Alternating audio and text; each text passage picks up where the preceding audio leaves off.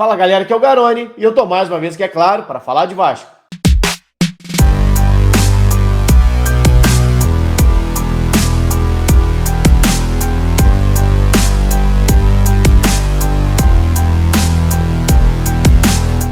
Na manhã desse sábado, o Vasco venceu o Tombense por 3-1 em São Januário. 2 gols de Andrei Santos, 1 de Marlon Gomes, que marcou pela primeira vez como profissional e se consolidou ainda mais ali no G4, né? Nas últimas rodadas, a gente viu as equipes da parte de baixo da tabela se aproximando um pouquinho do Vasco, o Vasco empatando, perdendo alguns jogos, vinha de uma sequência de 2 jogos sem vencer e agora conseguiu ganhar mais uma vez aquela gordurinha que o time tinha no início da competição. O Vasco agora abriu 8 pontos para o quinto colocado, que é o Londrina, ou seja, vai ter uma reta final de campeonato um pouco mais tranquila, ou a tendência é ter uma reta final um pouco mais tranquila, porque as equipes de baixo também têm oscilado. Apesar da oscilação natural do Vasco nas últimas rodadas, as equipes que estão ali tentando chegar no G4 também têm derrapado, até por isso a distância não caiu nas últimas rodadas. E o Vasco agora voltando a vencer, ou ao menos conseguiu voltar a vencer, dá uma respirada na competição. Já fiz a live aqui no canal ontem falando um pouquinho sobre o jogo, mas hoje a gente vai analisar exatamente os 3 gols da partida. Tentar pegar alguns detalhezinhos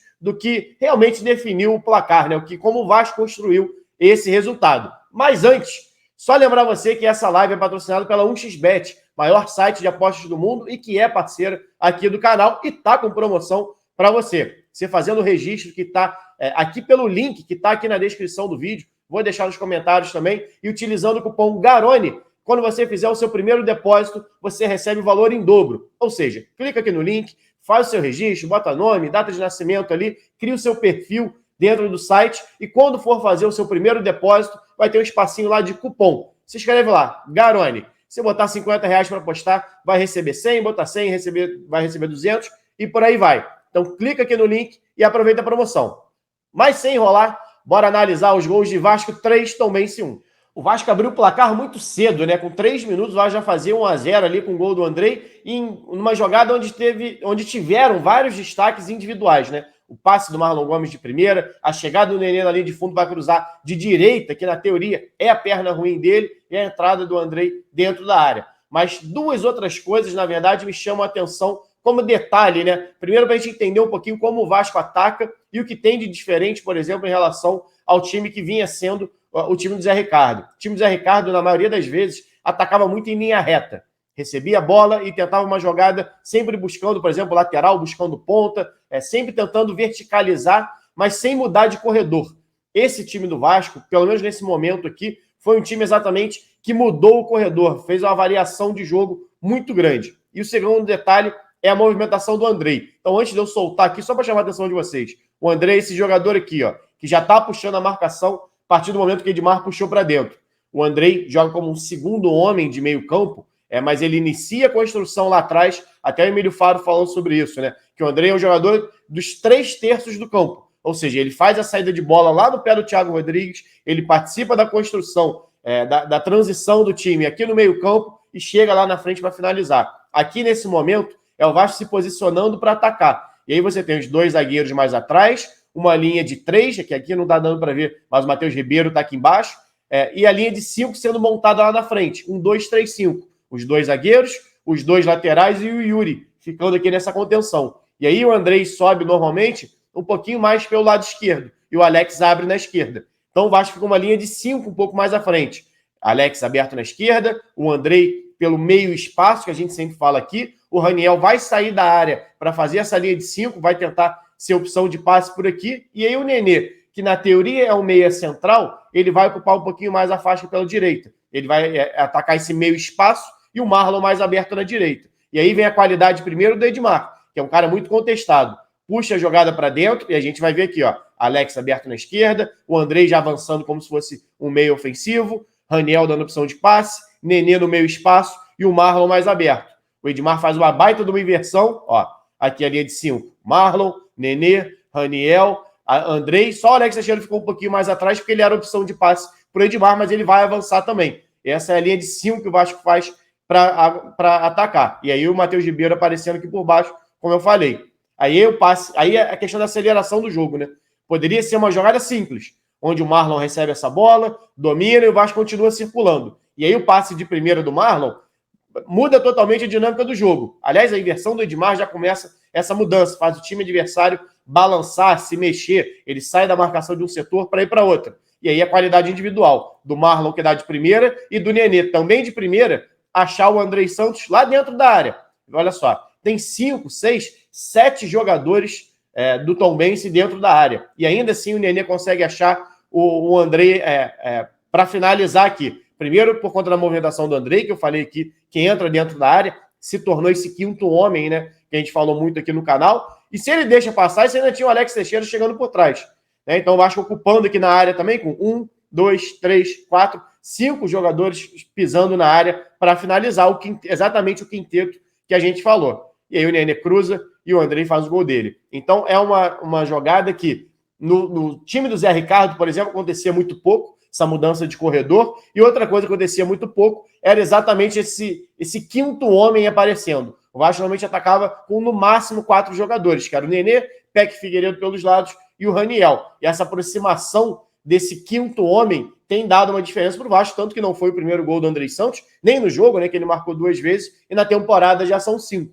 Até falei ontem na live, botei lá no Twitter. O Douglas Luiz, que é um jogador que muita gente compara o Andrei Santos, até pela posição, pela função que exerce, segundo homem de meio campo, e pela qualidade que o Douglas deu quando surgiu em 2016 ao meio campo do Vasco, o Andrei já tem 5 gols. O Douglas pisava menos, muito por conta da ideia de jogo, não por característica. O Douglas, na passagem toda dele pelo Vasco, marcou 5 gols também. Isso com quase 50 jogos disputados.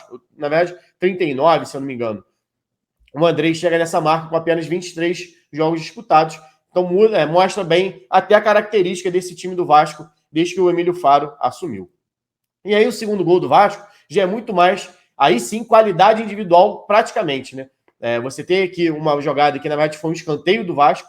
Também se tenta fazer o corte e dá a despachada para frente. Mas aí tem alguns detalhes interessantes. Primeiro, a questão do Matheus Ribeiro. Até teve esse debate lá no Twitter, principalmente, aqui na live um pouquinho, mas muita gente desmerecendo o passe do Matheus Ribeiro, né? É claro que não foi uma assistência como a gente está acostumado a ver. Aquele passe, o cara deixa o jogador dentro da área, aquela pifada, né? Como a galera gosta de dizer. Mas esse lance, só ver como é que a Tombense saiu. A Tombense saiu dando um bico para frente. O Matheus Ribeiro poderia muito bem ter feito isso. E talvez se fosse o Everton ou o Léo Matos, essa jogada talvez tivesse sido concluída dessa maneira, com um chute para frente. E aí acaba que o Matheus Ribeiro dá uma amortecida na bola, dá um tapa pro Marlon Gomes construir a jogada, e aí é 100% qualidade do Marlon Gomes. Dribla o primeiro, abre um buraco, e aí um detalhe, que até quem chamou a atenção foi o Tébaro Schmidt, que é meu primo, trabalha no GE, que é a movimentação do Alex Teixeira. Como é que o Alex tenta o tempo todo sair do raio de finalização do Marlon. O Marlon puxa para a perna esquerda, o Alex faz o movimento para o lado contrário. O Marlon puxa de volta para o outro lado, o Alex para e deixa ele finalizar. Tem até uma imagem um pouco mais de perto que mostra muito bem isso. Ó. Cortou para a perna esquerda, o Alex sai da linha do raio de ação dele.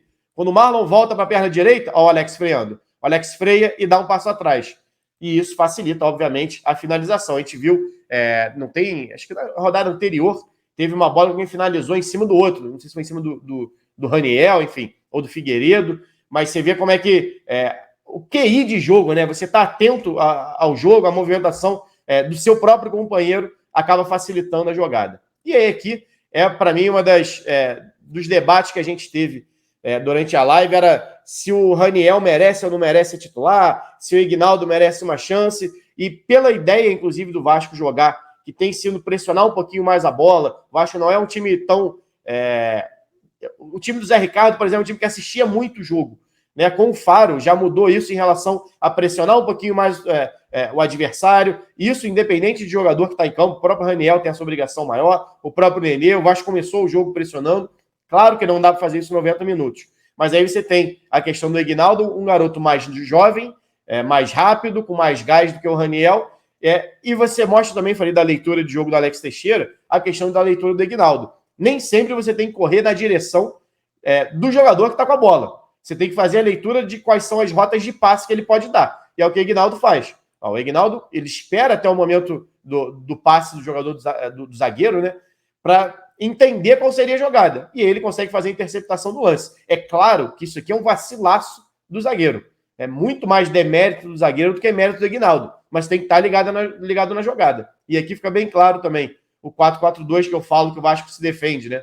Essa aqui é a formação base do Vasco sem a bola. O Palácios, que entrou na vaga do Nenê, sendo esse segundo atacante, como é o Nenê no momento onde o Vasco está jogando com o time titular, ali, iniciando a partida. Seria o Raniel aqui e o Nenê aqui. E essa linha de 4 com esses jogadores, Alex Teixeira e Marlon Gomes, fechando o lado, e Yuri e Andrei mais por dentro. E aqui já tiveram as alterações. Tubarão está por aqui e o Figueiredo pelo outro lado. O Vasco mudou o ataque todo, né, no segundo tempo da partida. E aí o Aguinaldo faz exatamente o que se espera do jogador. Consegue fazer bem a leitura, intercepta a jogada e arrasta. E aí, ó o Andrei. Olha a distância que o Andrei estava do lance. E aí vai muito do garoto, da percepção do garoto, são coisas dele, né? Como é que ele entende que é o momento que ele pode acelerar, que ele precisa acelerar. Tem jogador que corre para não chegar. O Andrei não. O Andrei corre para chegar. Olha a distância que ele está do Aguinaldo. E a jogada, em tese, não seria nem para o Andrei, né? Você tem aqui o Palácio aparecendo pela direita. E o Andrei, mesmo assim, acredita na jogada, acelera. Olha o marcador ficando para trás. Olha o marcador ficando para trás. E nesse momento aqui, principalmente, o Palácio já viu a chegada do Andrei. E aí, quando dá o tapa de primeira, o Palácio deixa o Andrei livre, né, para finalizar e fazer o terceiro gol. Então, os 3 gols do Vasco mostram um pouco das características diferentes, né, do time. O primeiro, a circulação de bola, mudança de corredor. O segundo, muito mais a qualidade individual do Marlon Gomes. E aí, algumas percepções de qualidades individuais, né? Do Matheus Ribeiro, de não dar o bicão, de buscar o passe para o Marlon, do Alex Teixeira, de se movimentar para não atrapalhar a jogada, para ser sempre opção de passe e não estar na linha de finalização do Marlon Gomes. E no último gol, o que a gente tem visto em alguns momentos do Vasco, uma pressãozinha um pouco mais alta, o jogador não correndo por correr, mas correndo, buscando forçar o erro adversário, seja um passe errado, seja conseguir um desarme, como o Vasco fez, inclusive, nos últimos jogos, contra a Ponte Preta, por exemplo, até falei aqui, o gol de falta do Alex Teixeira ou de cabeça do Raniel nasce de uma pressão do Marlon Gomes, que recupera a bola, o Zé Gabriel sofre a falta e faz o gol. Então o Vasco tem tentado pressionar um pouquinho mais alto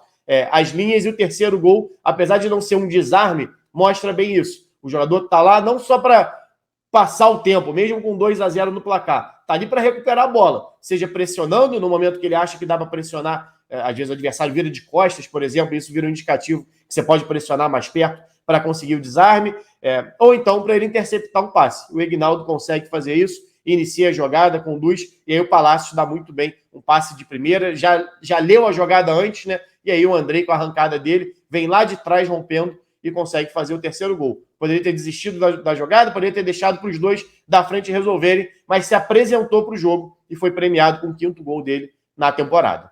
Bom, galera, minha análise é essa. Espero que tenham curtido. Quem gostou, deixa o like no vídeo. Se inscreve no canal. Saudações e até a próxima.